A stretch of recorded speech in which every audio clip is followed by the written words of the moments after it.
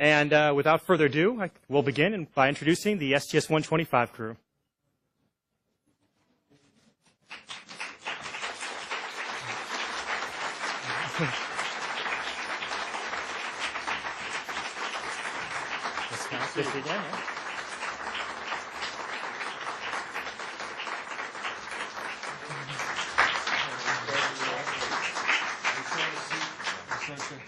Okay. Straw. Crew of 7. We're short a chair. All right. Go ahead. Missing a chair. You got to stand.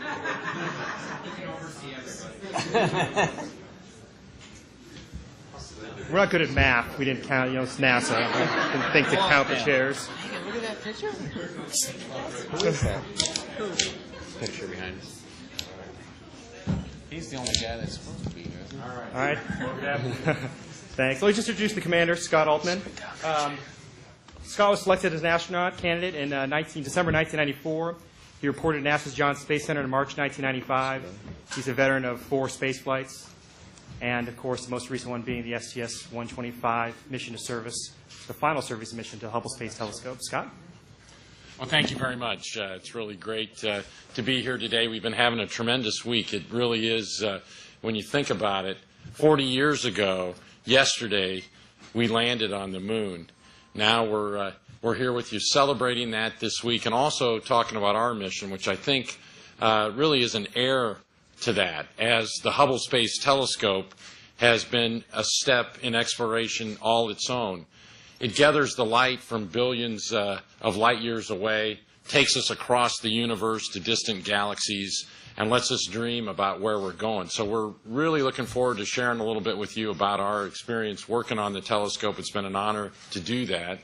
As the first step of doing that, I'd like to introduce the crew to you. To my left is Greg Johnson, my pilot.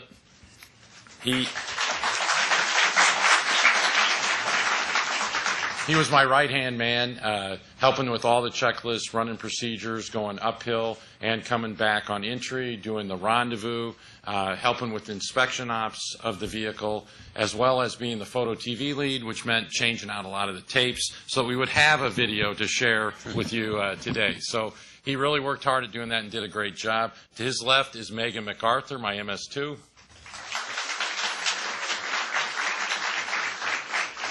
MS2 is a critical job. That's the flight engineer, the person who kind of sits behind and in between the mission commander and pilot. And I called her the quarterback. When we'd have a problem, she'd call the play, and then we'd execute it and kept track of everything. But that wasn't her only job on the flight. Once we got to orbit, she had to go to work grappling, berthing the Hubble Space Telescope, then using the arm to run the guys around during the EVAs, and finally deploying the telescope and letting it go, putting it back on its voyage of discovery. In addition to that, using the arm to inspect the vehicle both before we got to Hubble and after. So another tremendously hard-working crew member. Now we get, no. Drew's still a good, hard-working crew member. Drew Feustel, my MS5. Yay, Drew it has the honor of being the first-time space flyer to ever do 3 spacewalks on a Hubble. Mike Massimino, who we'll meet in a minute, had previously held the record for 2 spacewalks as a rookie on Hubble. Now, Drew had 3 this time, going out with John. He also started out encountering our very first bulky bolt and took me to the edge of my seat as I wondered whether or not it would break. And we'll see in the video whether or not it did. So, next to him is a Hubble veteran who probably needs no introduction, John Grunsfeld.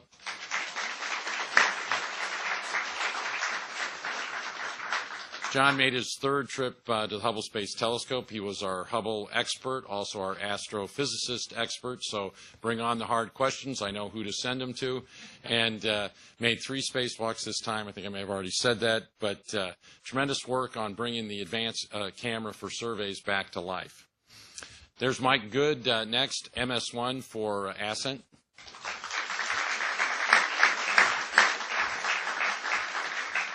Mike also worked with inspection ops, helping us with the robotic arm. He was key to rendezvous, using the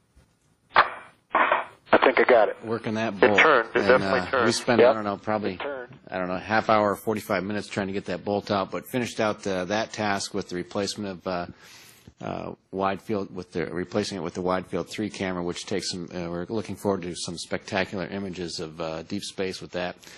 And it's quite a large instrument, as you can see there. It's one of the radial instruments about the size of a baby grand piano. I think the whole astronomical community was very pleased that we were able to work through that first of many contingencies throughout the mission, sort of one after another. And great shot from the aft flight deck as we stowed the old camera, and this is a little rewind here of us installing wide field 3 smoothly into the telescope to finish out the first half of the day.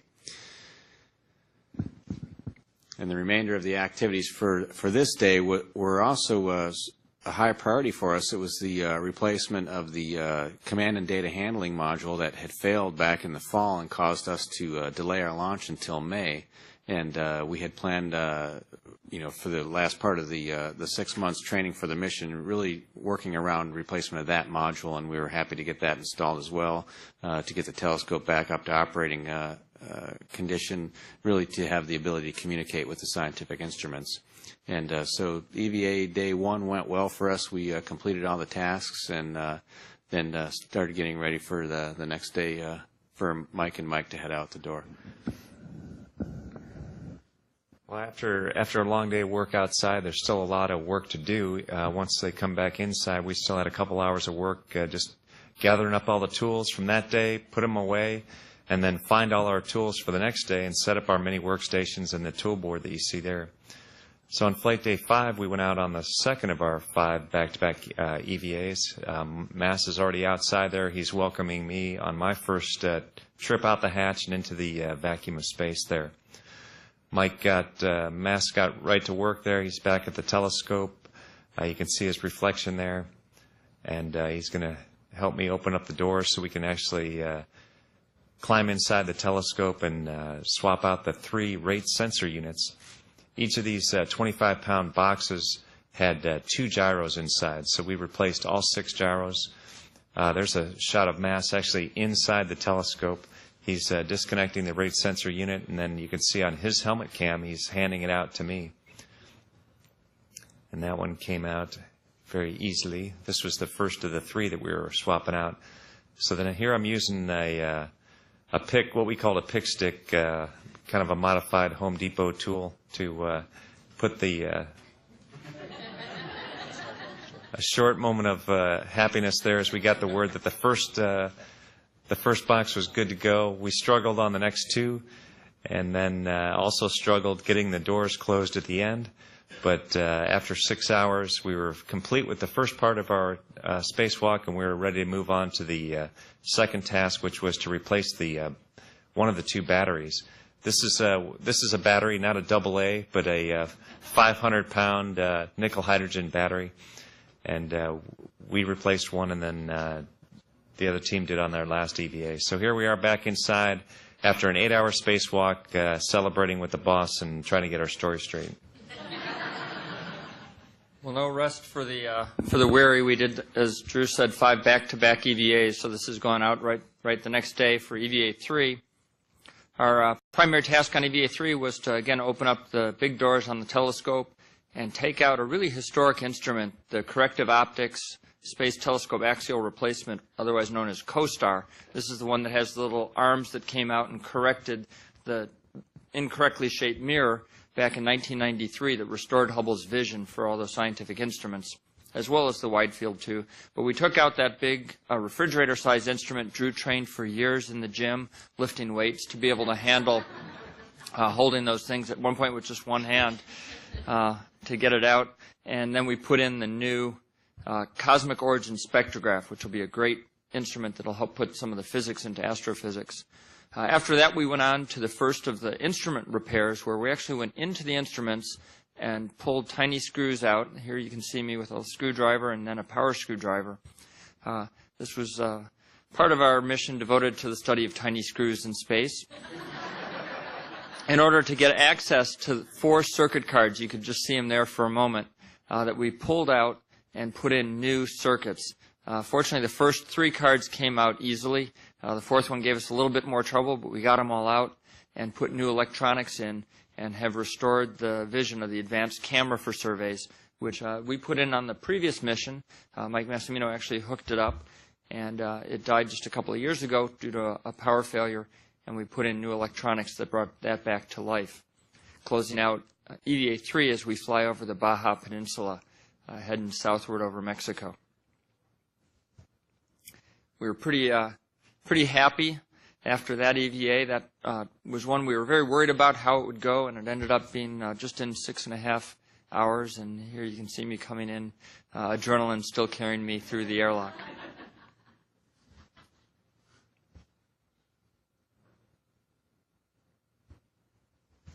We did get a chance to eat in space, and this is one of the group times we did eat. And you can see John there upside down eating.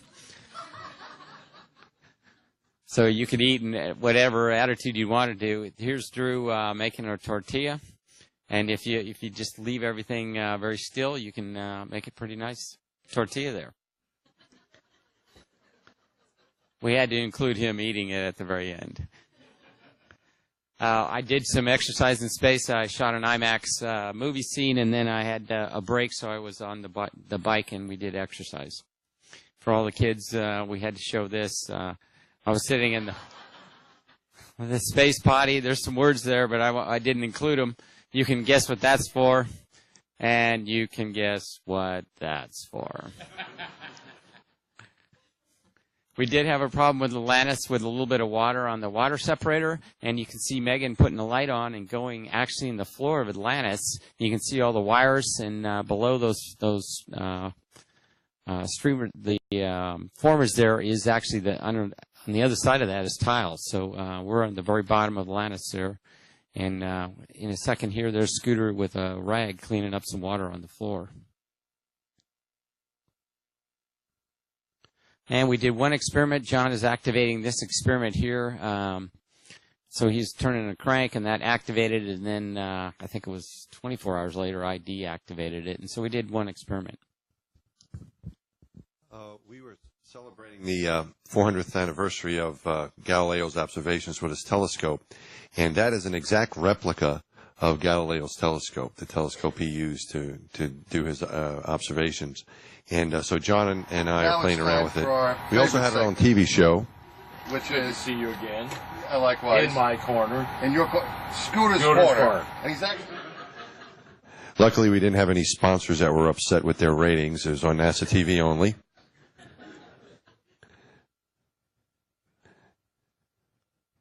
And here's no words, but Scooter's explaining how we rendezvous with the telescope, believe it or not. And we had some press conferences. We got a call from the president, and we had a Senate hearing while we were up in space as well, and that was all kind of fun.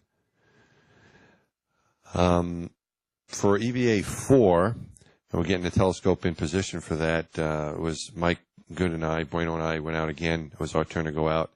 And the major task was to repair the Space Telescope Imaging Spectrograph, or what we call STS is the acronym for it. And everything was going pretty well until we had to get that handle off that you see there on the right. That's my helmet camera.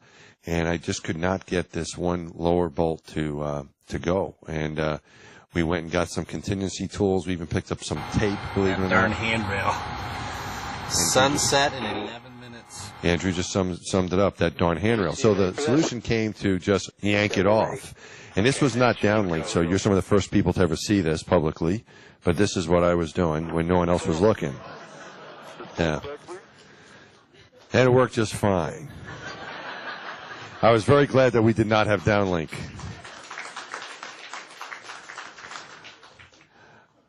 Thank you for applauding me for breaking the telescope.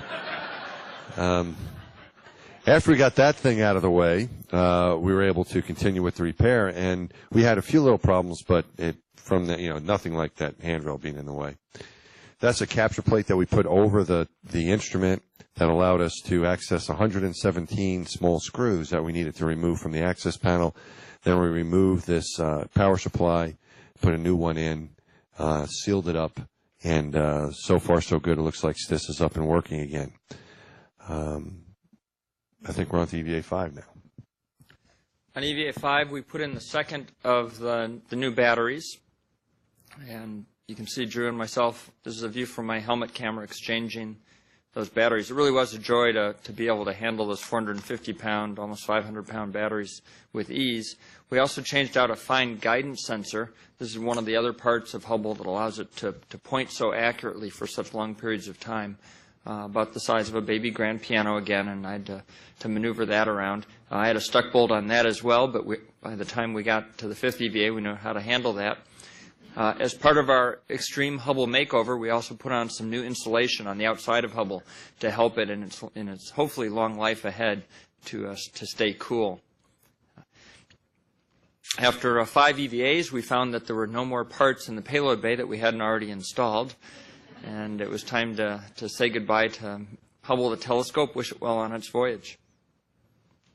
And after all the repair and upgrade work was completed, of course, it was time to release the telescope. So we used the robotic arm again to pull it up out of the payload bay and hold it out over the side. And then you'll see us back away from it, and Scooter and Ray J do a series of burns to move us away. This is everybody kind of getting their last look before we send it on its way. I think there's some audio here. And down. 10 free seconds. prize, Scooter, you got that. Let's see. I'm going to select 5 A7 seconds. free The mode prize. switch is in auto. 3, 2, 1, release. I'm backing away. Let's see, you got it open. Clear the pin. Clear the pin. Mode switch is in off. Clear the antenna. And there it goes. Scooter's just done the impulses to move us away, and you'll see the telescope go right over the overhead windows. Very, very large telescope, about the size of a bus. So what you can't see here is all of us ducking down because it looks like it's going to just clock us right in the head. On the bottom of the telescope there, you can see the soft capture mechanism that we installed for a future vehicle to go up there to the telescope. Here you see, once again, a whole bunch of bodies crammed onto the flight deck there, trying to get one last look at the telescope as it goes away to continue its voyage of discovery in the universe.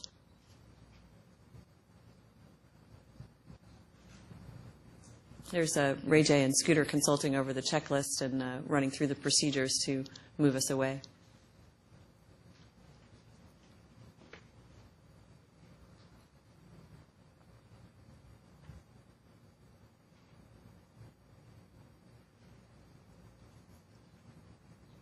It's a nice shot that Mike Good and John, I think, took. Kind of the final sunset on Hubble.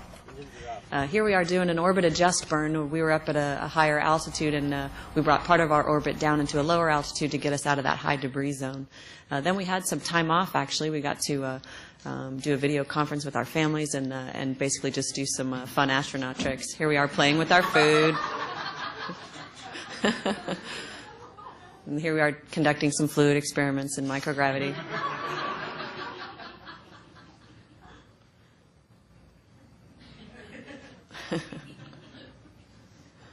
There's some tasty water there. Here we're looking at stability and rotation in microgravity. It's a very, very important experiments that we're doing. This actually was called up by MIT. They wanted to see us. MIT asked us to do this very important research for them, so we were helping them out. Of course, near the end of the mission, while the spacewalkers are all happy to be done, we still have to land. So we're taking a look here at a computer simulation to practice the whole flight deck team getting back into rhythm, going through entry, and practicing a little bit, and getting a readout. Then on Friday, the day we were supposed to land, we got into our orange suits and then got out of them. And on Saturday again. And then finally on Sunday we got into them, but we got waved off for one day. So you can see Megan was impressed with my Stevie Wonder imitation. It is an incredible vehicle that takes you home through this plasma, 3,000-degree glowing white hot behind us there. Finally flying into the daylight, landing at Edwards because the weather was too bad at Kennedy still, and coming around till we roll on final. We're about 12,000 feet up at this point, falling at 12,000 feet per minute. The shuttle's a glider, and from the point we burn our engines 12,000 miles away, we know for sure that we're going to be hitting the ground somewhere. The challenge is to have the gear down, as Ray J put it down, and the runway underneath you when that happens. All told, though, it was great to be back with a vehicle full of used parts, with all the new stuff left up there on Hubble, and all the connections made. Everything seems to be working well. We're really happy that Hubble is still up there continuing its voyage. And I think we're going to see a little clip with some comments by John after this.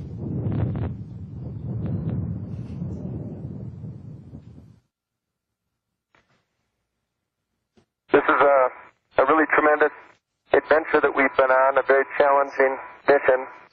Hubble isn't just a satellite. It's about humanity's quest for knowledge. As Arthur C. Clarke says, the only way of finding the limits of the possible is by going beyond them into the impossible.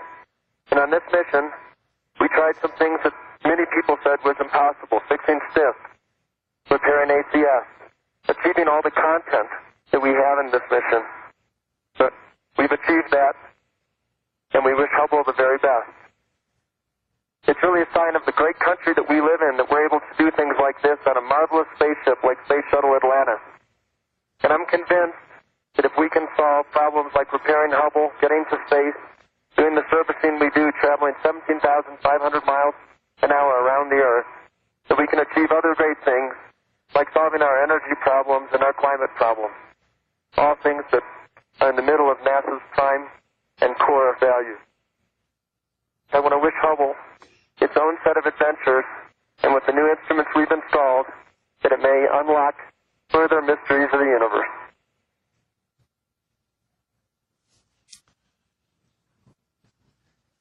And that's where we are now.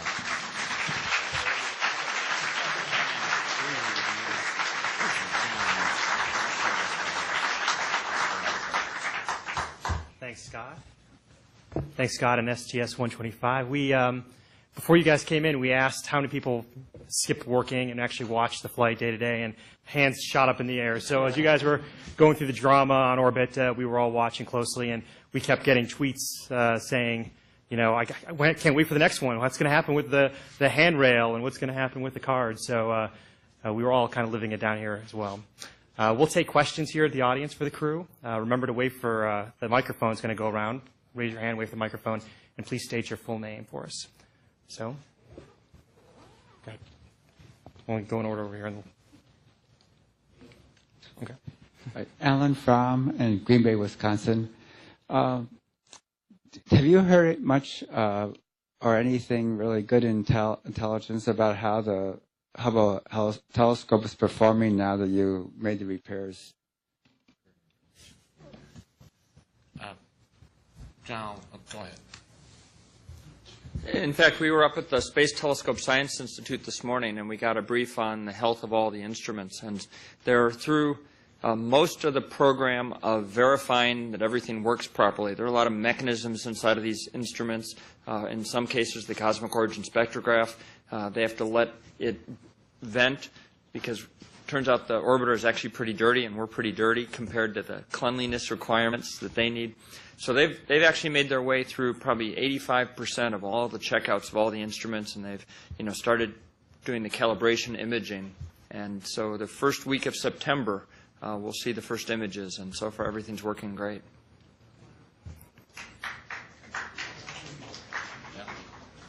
Hi, Peter Teague from the Boston, Mass. area. First, from all amateur astronomers, I'd like to thank Mike for first breaking it, but then fixing the Hubble telescope for us. You're welcome. And then, secondly, maybe this question could go to John, my buddy, ham radio operator there.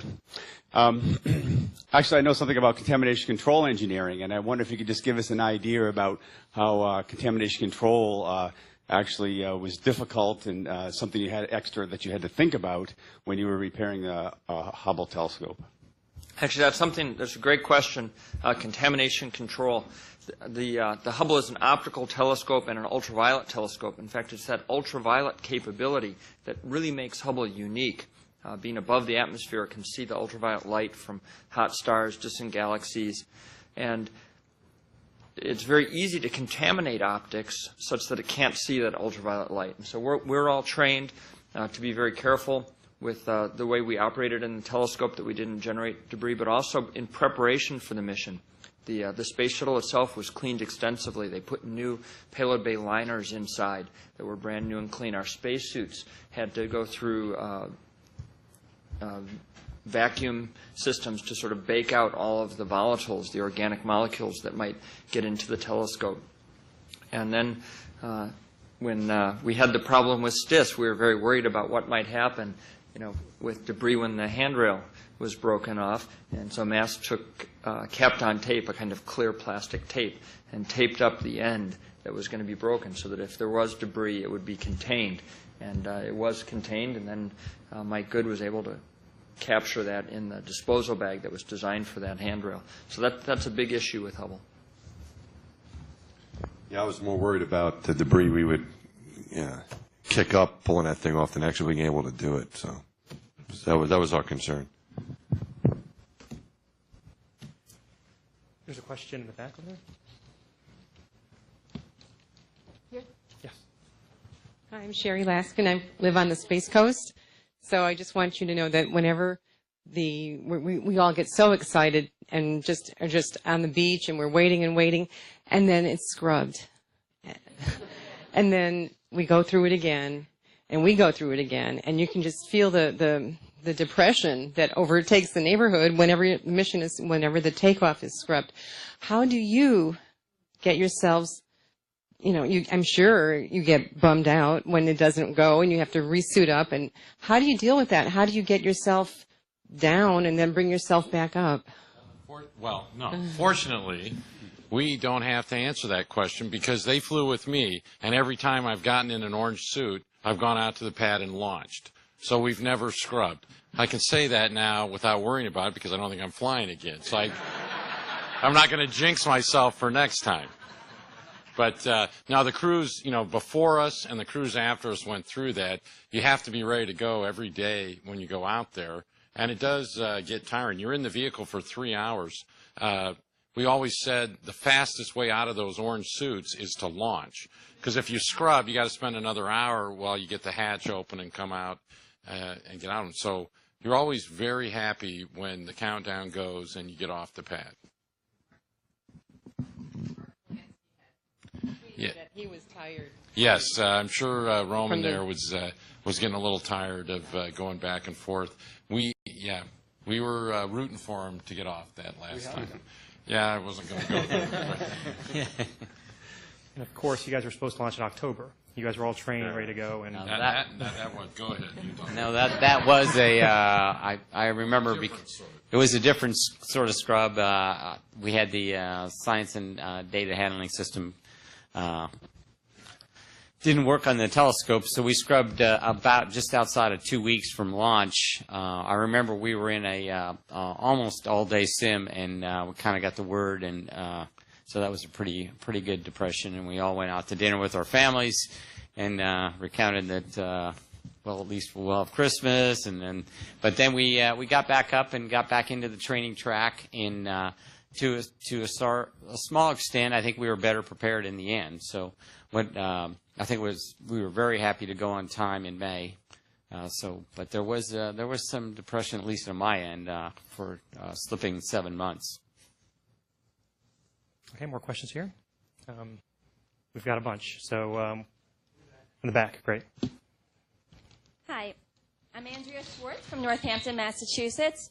And I teach astronomy and physics at a community college. And one question I always have my students debate is whether NASA should be focusing their time, energy, and money on more manned missions or more unmanned missions. So I'm curious what you think about this.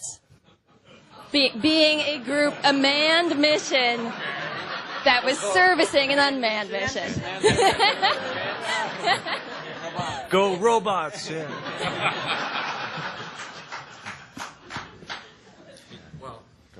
Drew, do you want to take that? I already voted. All right. Well, let me spend one quick minute on that, and that's that I don't think it has to be a fight between the humans and the robots. Hubble is probably, in my mind, the best example of finding the best parts of each element of that. Hubble's up there right now doing its work 24 hours a day, 7 days a week. We can't stay up there that long to do that. But having people able to go to it and service it has made it the success that it became after the black eye it was. And then it's not a 19-year-old telescope anymore. It's a brand new telescope with new technology that we put in every time we go to it. So I think Hubble is really the finest example of the way humans and machines can work together and do things in space, and I hope we do more of that. Just to add, humans first, then machines. Remember, in all the science fiction shows, you have people going out there to distant galaxies, and when there are machines, that's the Borg. They're the bad guys. I have kids who are now teenagers that are going to be going to college, hopefully soon. So I would say manned missions are very important to keep us employed. Hi, Tim Lynch. I'm from Richmond, Virginia. I wanted to know how your training on the ground compared to what actually happened or you experienced in the mission when you were actually in space. Drew. There's a couple aspects to that, and I'll just talk about the EVA aspects because that was all I was allowed to do in space. You were very important. Yeah. Come on. But I can tell you that when I got out, this was my first space flight, and on the first spacewalk going outside into the payload bay, my mind was suddenly back at the neutral buoyancy lab at the Johnson Space Center, and the thought occurred to me, which others have told me as well, but I wasn't thinking about that at the time. It was an original thought at the moment that said, wow, I feel like I'm right back at the neutral buoyancy lab. So it was really identical to that setup that we had. The hardware was all where we expected it to be. So, you know, from that point of view, everything was where we thought it would be, and all of our movements that were so deliberate at the neutral buoyancy lab were equally deliberate doing the real spacewalks. As far as the contingencies we encountered, those were all different. I think we can fairly say that. But the fact that we had planned for so many at the in Johnson Space Center in our training, I think made us well prepared to handle the things that we did see that were not expected. So we were in the mode of being ready for surprises, and were able to overcome them because of the training that we had.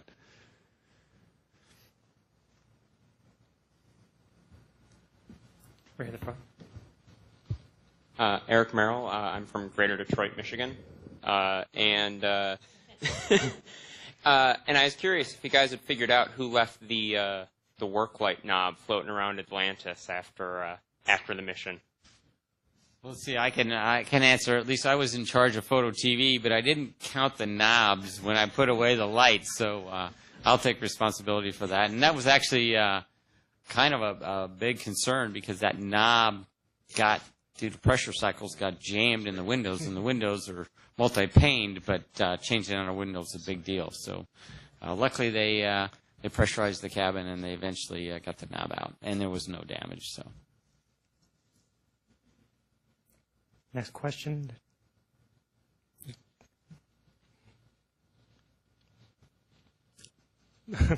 Okay, I'm just trying to see the mic. Okay, let's take one over here. Yeah. Thank you. Okay. I'm Frank from Catalonia. My question is for Stromike, in this case. How do you explain the Earth from the space in 140 characters, like a tweet?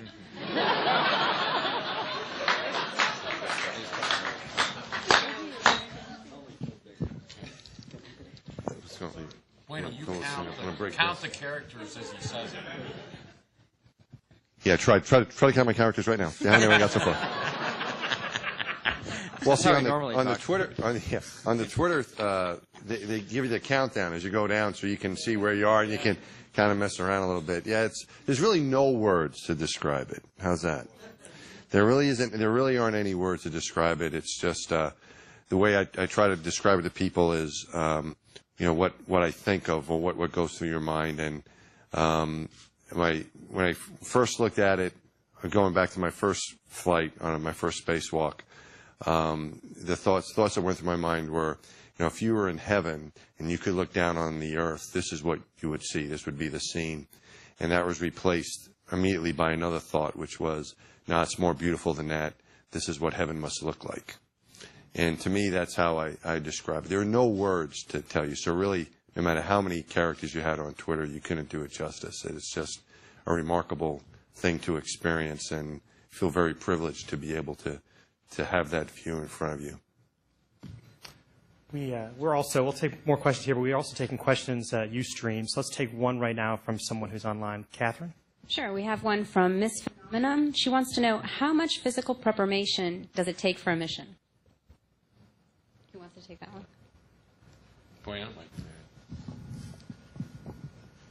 Well, we trained a lot. We were together for almost 2.5 years. There's a lot of training. I can talk about the spacewalks. We spent probably between 12 and 16 hours in the pool for every hour in space. So there's a lot of training that goes on in the pool, the neutral buoyancy lab, this 40-foot pool that we have, and it's a great way to train for the spacewalks.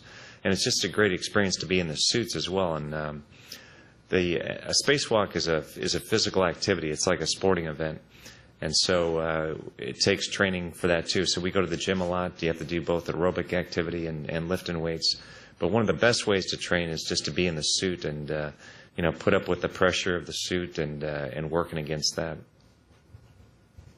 I just have one comment because obviously I didn't do the spacewalks, but I watched them as they came in, and I remember one that Mike and Mike had done, and it was 8 hours, and it was pretty grueling. There's no question. And I asked Bueno, well, did you have enough water? And no, my water was gone 2 hours ago. And he came in and he got like a candy bar or something, and it was like, okay, get out of your suit because we got to get ready for tomorrow. And it was pretty physical, at least watching the guys after their EVAs. Yeah, one of the differences, when we train in the neutral buoyancy lab, and we'd come home after the debrief at maybe 6 o'clock at night, and I'd be asleep on the couch, within minutes. But in space, we came inside and we had another couple hours of work to do. So yeah, it was you had to get changed, get a quick bite to eat, maybe something to drink, and then you were back to work, getting the tools ready for the next day. So, but a lot of adrenaline. We have a question here in the front.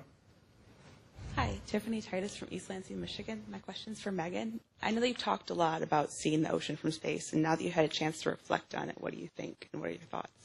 Well, I think that, looking at the Earth, it's as Mike Massimino said, it's just beautiful. And, of course, most of our Earth is covered by oceans. Over 70% of the Earth is covered by oceans. So a lot of times when you're looking down, it really is the ocean that you're looking at. And it's just beautiful, and you can just sit and stare for hours. And the other thing that's really neat is you can see just this thin lens of the atmosphere around the planet, and you see how thin it really is compared to the vastness of space. And it sort of drives home that we have this beautiful, unique, but very fragile planet that we're responsible for. So that's sort of the feeling that I was left with. Okay, thank you. There's a lot of questions in the back. How about up here, Steve? And then keep your hand up and try to flag down with the mic handlers, and we'll get to you a little faster. Thanks. Chris Patton from DC. The flight crew from STS-123 was your, the crew for your backup in the event that you had an issue in space. Can you talk a little bit about the training that you had to do with a dual shuttle in space, and are you guys a backup crew for any pending launch or for 127? Thank you. Yeah, every crew now has what you could call a launch on need crew identified. But for the station flights, the plan is that it'll be the next crew that goes up. So they would fly, and if they had a problem, stay at the station until the next crew could come get them in 60 to 90 days. For us, that wasn't an option because we were in a lower inclination orbit. We couldn't get to the station even if we'd wanted to. So that forced us, if we wanted to have a launch on need capability, to have another vehicle on the pad with a crew ready to go. Now that crew, since everybody else is now flying station missions, had to retrain to fly a mission like we did. So instead of using one of the coming crews, we had to use one of the crews that had already flown to come in. So for a while, the 123 crew was our rescue crew, and then we transitioned to the 126 crew because the 123 guys were further away from flight and weren't as current, and that changed the assignment matrix. But the really important thing, I think, is that it was not just that we had a rescue crew, it was that we attacked the problem in an in-depth way. First, fix the root cause of the problem, foam coming off the vehicle, then have an inspection capability in case you didn't fix it, have a repair capability in case you find something with the inspection, and then finally, if you get all the way down and none of your other solutions have worked, have a launch on need capability for somebody to come up and get you. The idea is that the other vehicle would have launched, rendezvoused with us within a day or so, so around flight day 9 to 10 for us, we would have been linked up, used the robotic arm to grapple our vehicle, and then we would have crossed in spacesuits, making basically 3 separate spacewalks to get everybody across and repressurize the airlock since we can't all go at once and fit in the airlock. Fortunately, we didn't need it.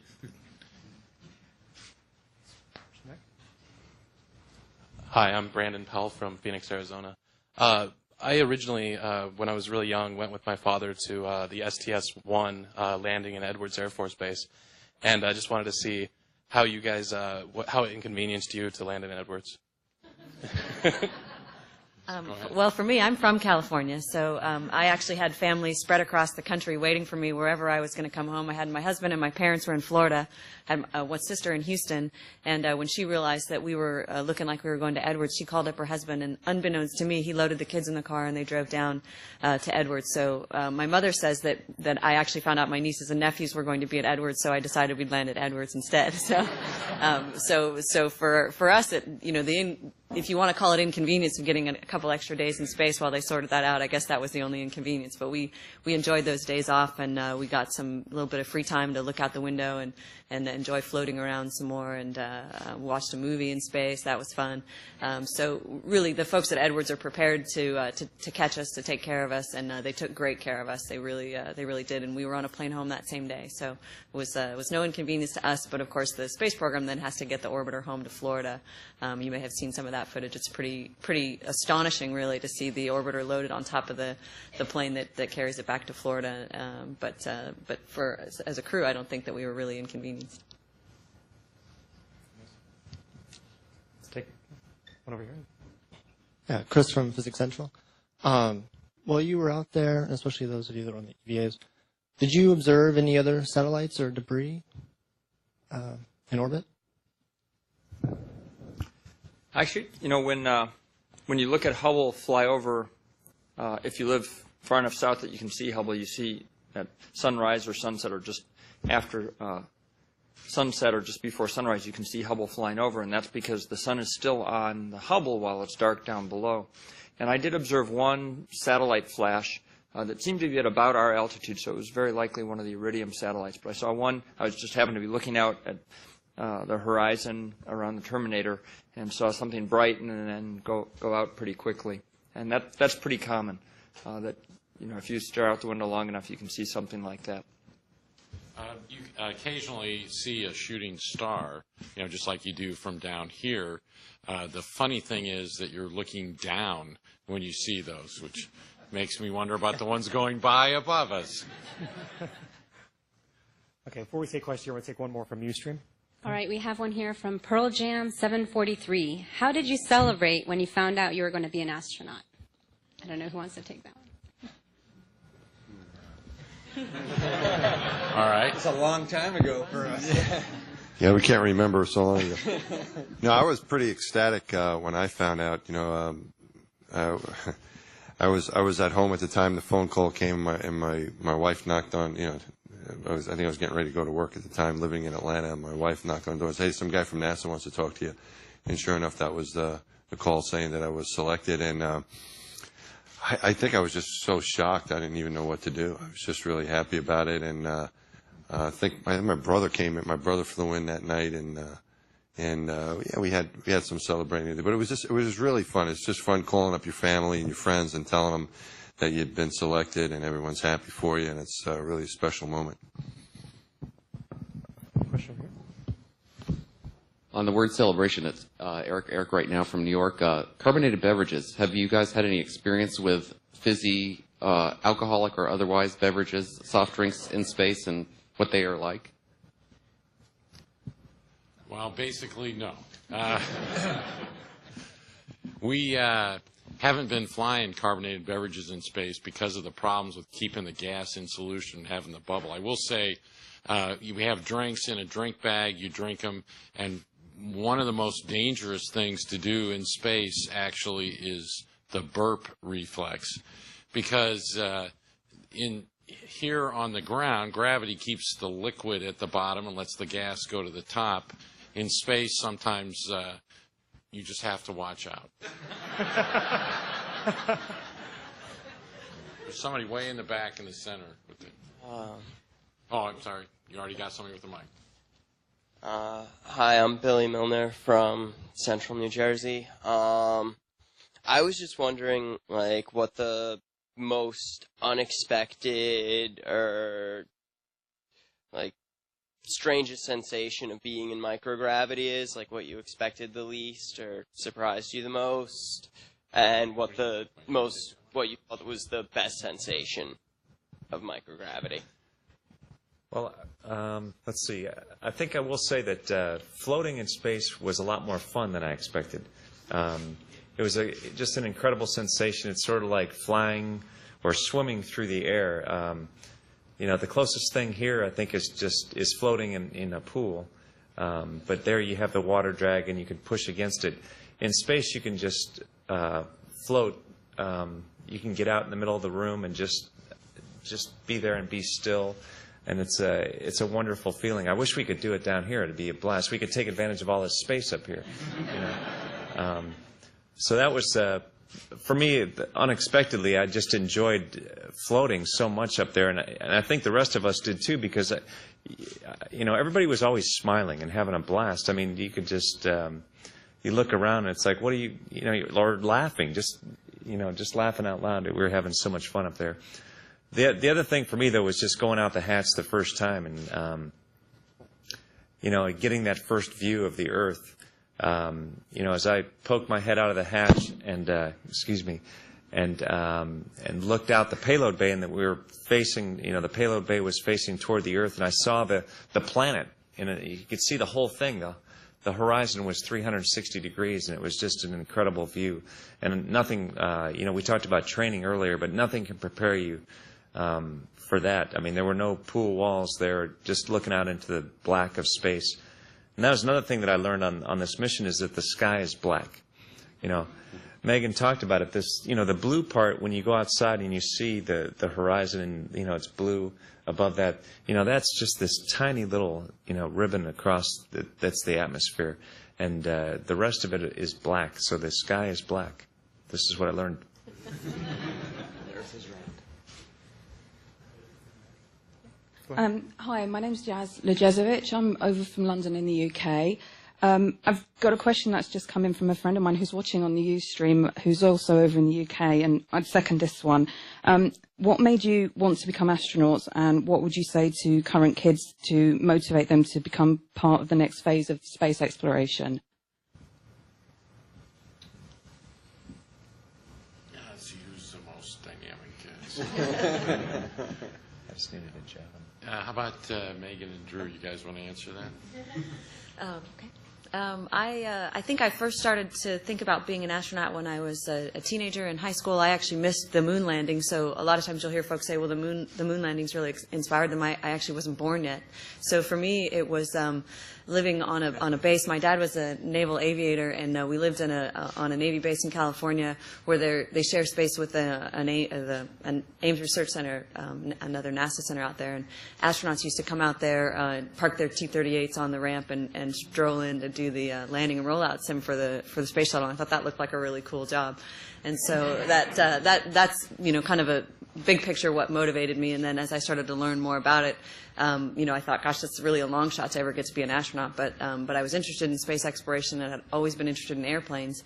And so I studied aerospace engineering at UCLA and just kind of always carried that idea with me that, wouldn't it be fun to be an astronaut someday? And so I think what I would tell students who are interested in this career, or really any career, is to just figure out what it is that you love to do. Don't try to pick something, when you're 14 or 15 years old and decide that that's what you have to be. Have a look around and see what's out there, and then just find what you love to do, and then enjoy doing it. Because if you don't love doing something, you're not ever going to be good at it, and you're not going to be happy. So that would be my advice to pass on to students, is to just, take your time and figure out what it is you love doing.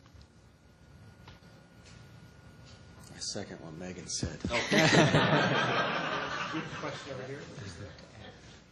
Ryan Nadell from Vancouver, Canada.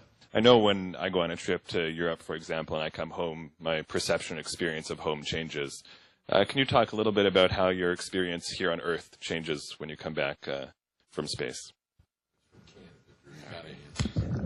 Okay, I'll answer that one. And I can tell you that one of the most impressive, or one of the experiences that had the greatest impression on me, was when we came back, actually, when we landed in the desert in California, waiting down on the middeck downstairs. It was just Mike Good and John and I, and waiting for the ground crews to come after they had safed the vehicle and approached, and eventually they opened a hatch, and I was sort of near the hatch, not too close, but as soon as they cracked the hatch open, the air from the desert, it seemed like it rushed into the vehicle, and immediately I could smell the air, and I couldn't see outside because we were inside the vehicle, but the smell brought in all the visual aspects of the desert, and I suddenly realized where we were, and it brought back kind of a flood of emotions that we were home, we were back on Earth, and I didn't realize how, I don't want to say stale the air had become, but how different the air was that came in from Earth. It was, I could smell the dirt, I could smell the shrubs, I could smell the bush, I could smell it all, and that really made a strong impression. And I can remember looking down, before we got back from space, and just thinking, wow, it's such a beautiful place, and we're up here, and we're isolated, it's desolate, and we're just living inside this aluminum frame of the vehicle. And it was really sort of it does give you a longing to come back and be back on the planet, and that it was really a very strong event when I finally realized we were home. And it wasn't just the landing, it was everything else that came with it.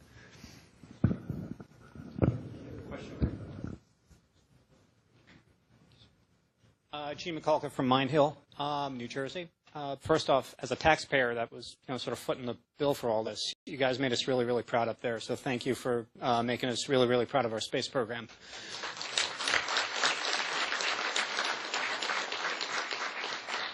The question I had for you guys is about teamwork. It just seemed to me that the whole enterprise, you had to have a lot of teamwork going into dealing with such a complex fix as trying to fix Hubble. What advice could you give all of us out here to maybe do a better job at fostering teamwork in our in a business or any other type of setting? Your perception is absolutely on the mark that this mission involved not just the 7 of us in teamwork, but hundreds of people with the Goddard Space Flight Center and the Johnson Space Flight Center who were helping us while we were in space. They were on the ground watching us, plus thousands of others in back rooms and around the country as experts who helped train us, to probably 10,000 people that all had to get the space shuttles, plural, ready to go. And all of those components were crucial elements. And I think there are many themes that run through the teamwork aspects that contributed to our success. But I think in all of that, it was very much of people working together to becoming experts in what they're doing and then training it over and over again. People trying to think of what angles they could have on if something goes wrong, what will we do, and trying to understand that before we got to space. So when we got to space, we had an enormously large number of anomalies that weren't expected, but that we were prepared for. And in the sense of being prepared for it as a team, we just said, okay, we know what to do, and then we went and executed that. Question over here. Hello, I'm Jim Edwards Hewitt from Northern Virginia. On the other side of the training question, one of my favorite tweets from Mike was after you got back when you described forgetting that you were in gravity and dropping groceries. So what's the process of readapting to not being in zero G anymore, and how long does that take you? Go ahead, Fitz. Well, there's certain things we're not supposed to do for a few days. Like we're not supposed to drive a car, fly an airplane, stuff like that. I think they probably didn't have a list when they first started, and then as people did things, like, hey, you ran that traffic light. Well, I just come back from space yesterday, so they put that one on the list. But we've got, now I think they're adding no grocery shopping. That's what I tweet. But that's what happened is I actually, you sometimes can forget and things. At least that was my excuse anyways. My wife was yelling at me, look what you did. I said, well, I thought I was still in space, maybe. Try to get away with it. But I think it takes a couple of days to kind of, you feel, I started feeling better after just a couple hours. Better meaning that when you first get there, things seem a little heavy, seem maybe like, I might be a little off balance, and that kind of goes away pretty quickly. But you have to be careful what you pick up. You don't want to do any heavy lifting. The no heavy lifting and no mowing the lawn was one that we put in there as a list, so we get out of the chores. But after a few days, you're feeling pretty good and back to normal. So you can't use it as an excuse after 3 or 4 days. Thanks. We have one over here. Hi, I'm Aaliyah Van Doren. I work at Goddard Space Flight Center with science teachers, and I was wondering if you could tell me a little bit about what you guys were like in high school or middle school. Go ahead, Ray. Tell us what you were like in high school. Well, I was a model student. No, actually, somebody always asked me, well, what's my favorite subject in school? And it was PE was first, and then it was mathematics. I was kind of interested in electronics, actually. I built a lot of Heathkit, and I don't know if any of you have heard of that. But I built Heathkits, and I remember one that I finally convinced my dad to let me solder. So I was pretty young. I was like in 8 years old or something. Not old enough to burn yourself with a soldering iron. And I built this amplifier and turned it on, and it had so much noise in it due to all the cold solder joints that I learned pretty quickly how to properly solder. But I guess I was always interested in math and science, but also very interested in fun, and that's kind of what drove me towards flying airplanes. But I think we all had, that interest as we went through school. I always enjoyed it. So. We only have time for 2 more questions here. Unfortunately, for the formal part of the presentation, we'll have one up here, and then we got one more in the back. My name is Rob Cowan from A Sky Full of Stars. A lot of amateur astronomers dream about being able to, with the naked eye, look at the dark sky without any atmosphere and without decompressing. I'm wondering if you could, for those of you that are maybe interested in astronomy or astronomy as your profession, tell us what strikes you most by just looking out there without any atmosphere.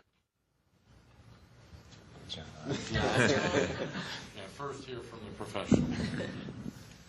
Actually, I'll tell you a little story about Mike Massimino and myself on STS-109, which was the mission that Scooter, Mass, and I flew on prior to this one, also a Hubble mission. And we're, as you've heard, we're pretty busy when we get to orbit. We have to turn the space shuttle from a rocket ship to get us to orbit into a spaceship that we can live and work out of, and get all the tools ready, get the spacesuits ready, rendezvous with the telescope. And it was, about flight day 3 when Mass came to me and he said, "Hey, John, can you see stars from space?" I mean, we'd been working so hard we hadn't had time. And, of course, at Hubble's altitude, we only had 35 minutes of darkness anyway as we orbited the Earth at 17,500 miles an hour.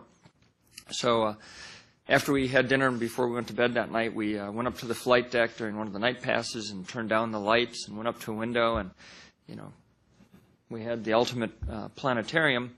And as I was pointing things out to Mike, to Mass, you know, I said, and, you know, there's, you know, the Southern Cross and there's the Coalsack Nebula. And then I said, "Oh, these windows are so dirty." And I wiped the window with a cloth and I said, "Oh, that darn smudge on the window." And finally I said, "Oops. Oh, and there's the Large Magellanic Cloud." And but it really is amazing. You know, we're still looking through multiple panes of windows, except while we're out spacewalking with only the thin visor. But the number of stars that you see is not much different than you would see by going up to a high mountaintop, you know, in a dry climate, you know, say in the Southwest. But the big difference is, of course, without the disturbances from the atmosphere, the actual angular size of stars, and of course planets too, but stars in particular, are much smaller. And so the two things that are really notable is, one, that of course the stars don't twinkle because there's no atmosphere, and that's kind of neat. They're really point-like. And because their size on the image that appears on your retina is so small that the brightness is actually higher, the surface brightness, and so you see the colors much richer of the stars. I find that, you know, you really can start to distinguish all the spectral types of stars looking at them from space. That's very difficult to do looking through the atmosphere. Thanks. We are only going to be able to take one more question because the commander and mission specialist, John Grunsfeld, have to run. I think we had one in the back. Hi, Robert Perlman from Houston, and perhaps appropriate for our last question at a tweet up. Just before you walked in, John asked us how many of us followed Astromike, and almost all the hands went up. So I'm wondering if the rest of your crewmates have caught the Twitter bug, or soon, and when will we start seeing your updates on Twitter? Thanks. Well, that sounds like something we'd catch from Mass, and we're all kind of scared about that. Go ahead. Well, I have really enjoyed this whole Twitter thing. It was an idea that came from our public affairs office. They were looking for a guinea pig to try it, and why not ask me? But it's been really wonderful. The thing is, all you folks are following. I really appreciate all the responses I get, and I'm not very good about responding to the responses and answers, but I really do appreciate it. It was just wonderful to see all the good wishes we were getting before the flight, and then after the flight, reading through them as well. So I really can't thank you enough for following along and being there with us. And space flight is a great experience. We have, in my opinion, the greatest jobs in the world. But unfortunately, we can't take all of our friends and relatives with us, or all the people who are interested and would like to go. We just can't fit everybody in there. We're lucky they have room for us. So it's nice to be able to try to share it. And I felt that the Twitter experience was a great way to share it. And I'm still Twittering, and people are still following. So I don't know about the rest of them, though. We'll see if we can get them interested. Right. It's a great answer, too.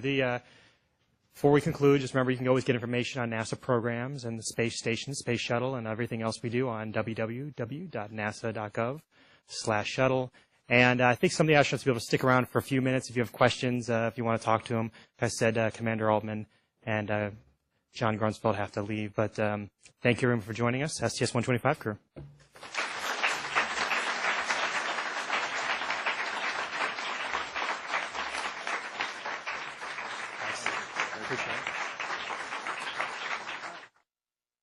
Wide Field 2 didn't want to come out of the telescope, so we spent a little time. Okay, here we go. I think I got it. Working that bolt. It turned. It definitely turned. We spent, yep. I don't know, probably, half hour, 45 minutes trying to get that bolt out, but finished out that task with the replacement of wide field, replacing it with the Wide Field 3 camera, which takes some, we're looking forward to some spectacular images of deep space with that. And it's quite a large instrument, as you can see there. It's one of the radial instruments about the size of a baby grand piano. And I think the whole astronomical community was very pleased that we were able to work through that first of many contingencies throughout the mission, sort of one after another. And great shot from the aft flight deck as we stowed the old camera, and this is a little rewind here of us installing Wide Field 3 smoothly into the telescope to finish out the first half of the day. And the remainder of the activities for this day were also a high priority for us. It was the replacement of the command and data handling module that had failed back in the fall and caused us to delay our launch until May.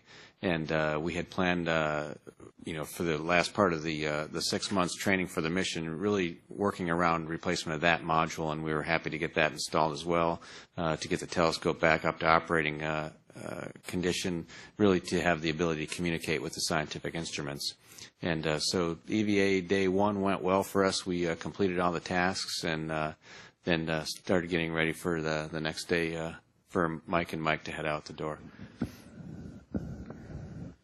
Well, after a long day of work outside, there's still a lot of work to do. Once they come back inside, we still had a couple hours of work just gathering up all the tools from that day, put them away, and then find all our tools for the next day and set up our mini workstations and the tool board that you see there.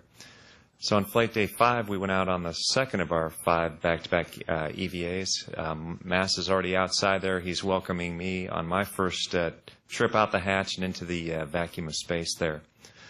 Mass got right to work there. He's back at the telescope. You can see his reflection there. And he's going to help me open up the door so we can actually handheld laser to check our speed, just like the Metro Police might on your way home tonight. But I needed that information for the rendezvous, and it was critical. Also did 2 spacewalks handling some of the pretty fine control of the gyros as we were putting them in, delicate operations that we were pretty concerned about, because if the gyros weren't in the telescope wouldn't be pointing in the right direction. So did a great job on those 2 spacewalks. And with his partner, Mike Massimino, down at the end, also known as Astro Mike.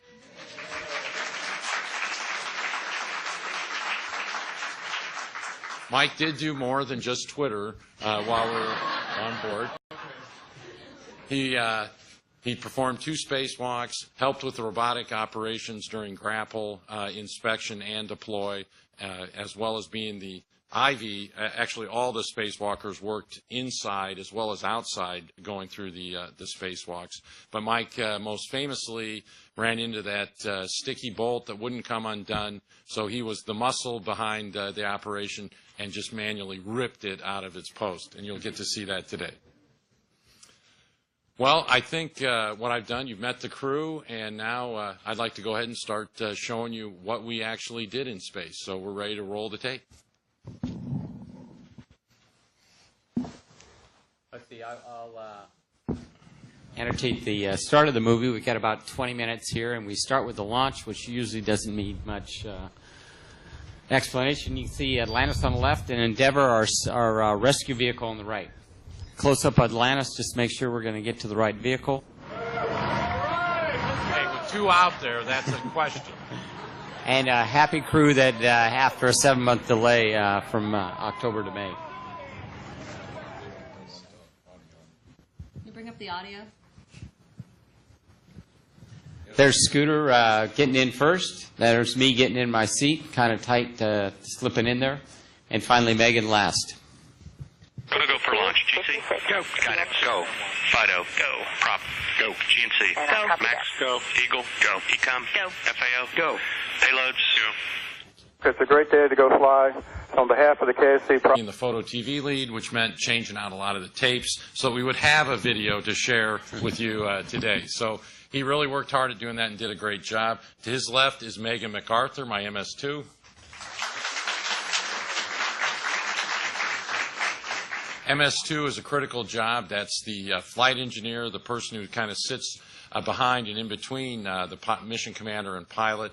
And I called her the quarterback. When we'd have a problem, she'd call the play, and then we'd execute it and kept track of everything. But that wasn't her only job on the flight. Once we got to orbit, she had to go to work grappling, berthing the Hubble Space Telescope, then using the arm to run the guys around during the EVAs, and finally deploying the telescope and letting it go, putting it back on its voyage of discovery. in addition to that, using the arm to inspect the vehicle both before we got to Hubble and after. So another tremendously hardworking crew member. Now we get, no. Drew's still a good, hardworking crew member. Drew Feustel, my MS-5.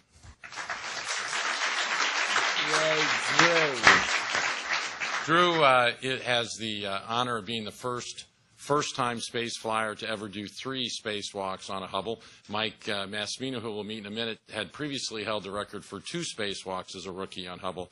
Now, Drew had 3 this time, going out with John.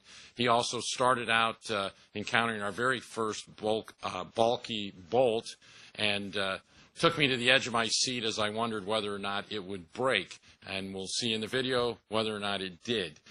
So, next to him is a Hubble veteran who probably needs no introduction, John Grunsfeld.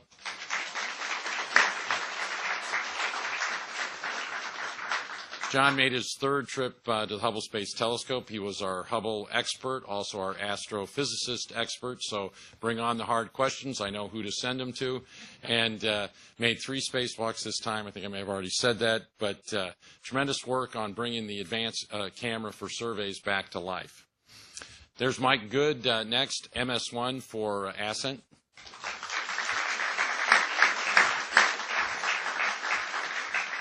Mike also worked with inspection ops, helping us with the robotic arm. He was key to Rendezvous using the... Processing and launch team. I'd like to wish you, your crew, and the whole Hubble Space Telescope team a great mission. Good luck, Godspeed, and we'll see you back here in about 11 days. And after a go from Houston and the Cape, you see the water suppression system kick off.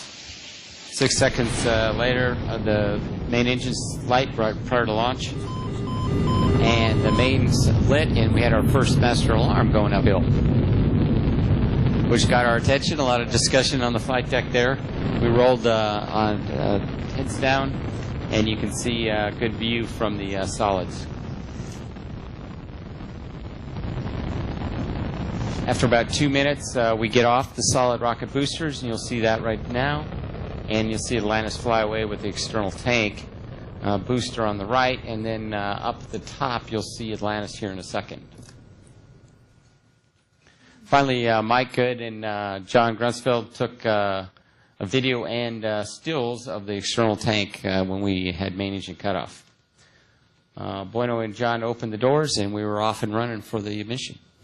Our task for Flight Day 3, of course, is to chase down the telescope in orbit, and you're seeing scenes from that here. Ray J was running the checklist from the commander's seat, and Scooter and I are at the aft flight deck windows along with Mike Good looking out the overhead and giving us that range rate information. And as we get close enough to the telescope, we use the robotic arm to reach out and grab it and then park it at the back of the payload bay on the rotating servicing structure. Once that's complete, the guys can get ready to go out and do their EVAs. There's a lot of prep work, of course, that goes into that. They got to get the suits ready and checked out. They've also got to get all of their tools ready, and I think it was something like 114 brand new tools developed specifically for this mission. So there's a lot of prep work that goes on there. There's Ray J with the EVA checklist, helping the guys get into their suits for each of the EVAs. And Flight Day 4 was the first day of 5 back-to-back EVAs. And John and I had a few last words before heading out, and this is John on the first spacewalk coming out the hatch, and I came out as well, just following him, smiling from ear to ear, and that pretty much stayed on my face the whole time. The day started out with the replacement of Wide Field 2 camera with Wide Field 3 camera, and unfortunately... And without further ado, we'll begin by introducing the STS-125 crew.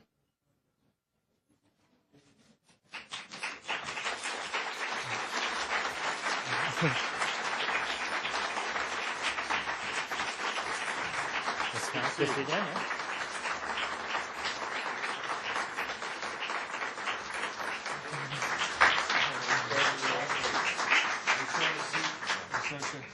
Okay. Straw. Crew of 7. We're short a chair. All right. Go ahead. Missing a chair. You got to stand.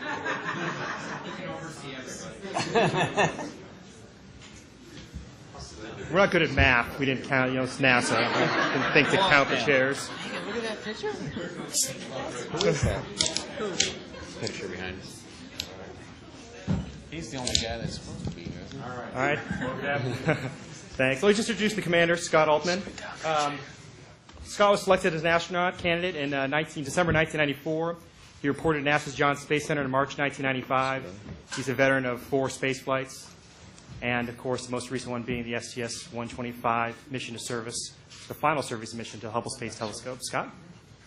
Well, thank you very much. It's really great to be here today. We've been having a tremendous week. It really is, when you think about it, 40 years ago, yesterday, we landed on the moon.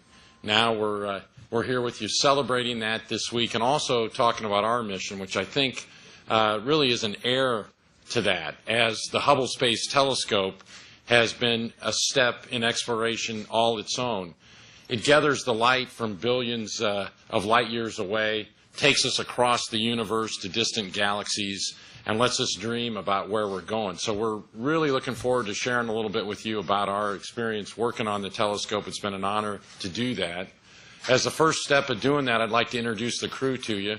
To my left is Greg Johnson, my pilot. He was my right-hand man, helping with all the checklists, running procedures, going uphill and coming back on entry, doing the rendezvous, helping with inspection ops of the vehicle, as well as being